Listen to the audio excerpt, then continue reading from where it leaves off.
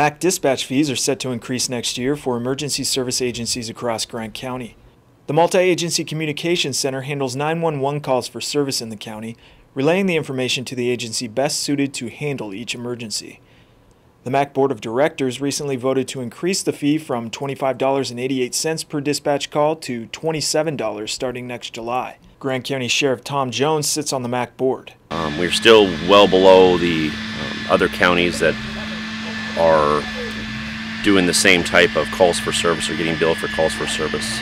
MACC Director Mary Allen said 18 MACC dispatchers answered nearly 146,000 calls for service last fiscal year. According to Allen, the increased fee covers a laundry list of ever-growing operating costs, including personnel, technology, and maintenance updates. But the new rate could also take a big bite out of some city budgets.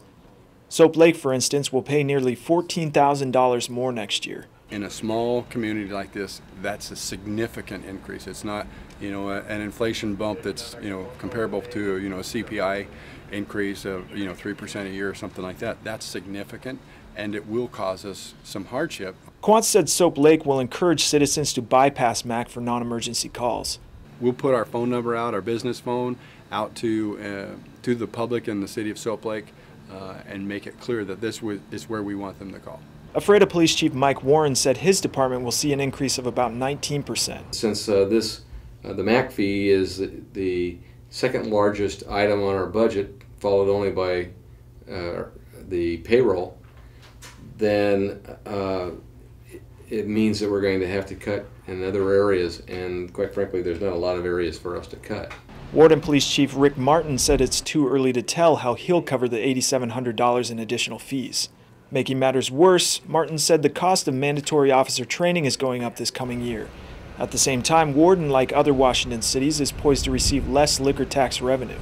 Allen and Jones both say in the future MACC will issue yearly, incremental increases to avoid another big jump in costs for local agencies.